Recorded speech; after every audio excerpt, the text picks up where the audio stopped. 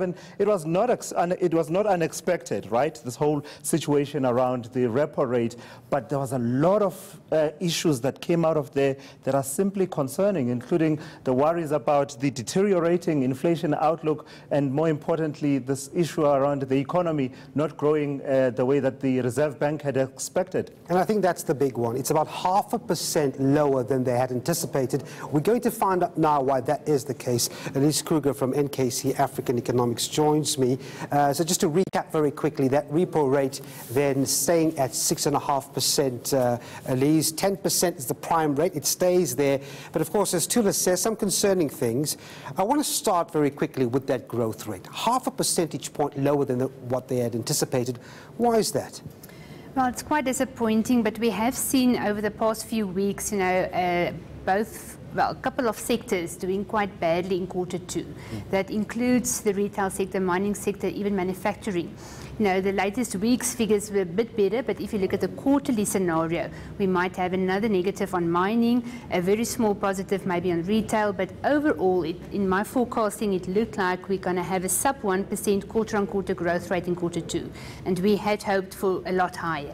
Initially, the Reserve Bank's 1.5% just a few months ago have been considered to be too conservative for 2018, and now they had to cut, and private sector economists will definitely follow suit as soon as we've got the second quarter data point.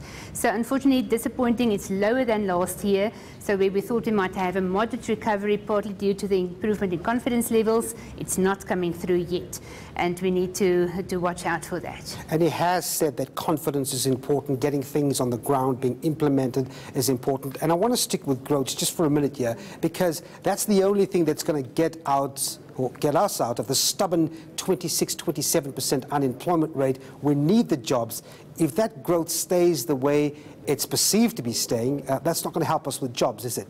Absolutely, it's too low. It's even below our potential growth rate in South Africa. And at the moment, unfortunately, there's lots of headwinds, for the economy. I mean, if you think about the consumer, we've had huge fuel price hikes over the past 4 months, in the order of more than R2.20, R2.30 per litre. If you look at it cumulatively, I mean, that's quite a big chunk out of the pockets of consumers if you fill your tank.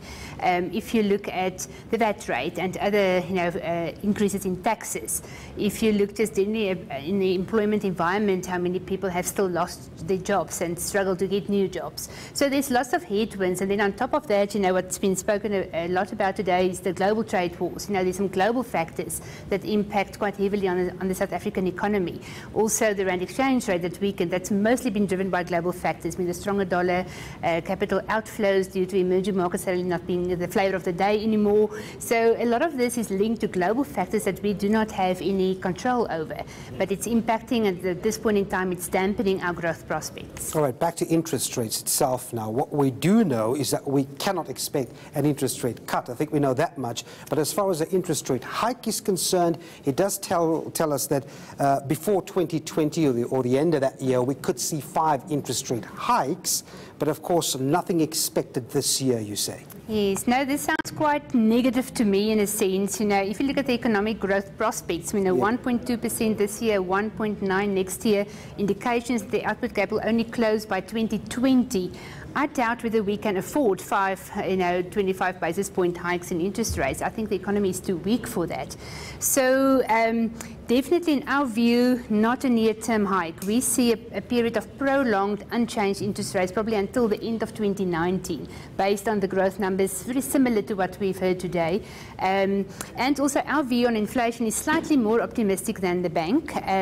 For this year, we forecast a 4.6% versus today's 4.8% from the bank.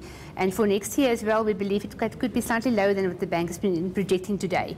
I think one must remember that, the pass-through of current rand depreciation is not a given. We've seen in the previous cycle that as long as the economy remains so weak, as what we currently also experience, retailers do not have the luxury to just put through the full impact of higher fuel prices or higher imported costs. There is a form of absorption that will take place. And I think we're still pretty much in that zone because, if you look out at the demand is not quite there.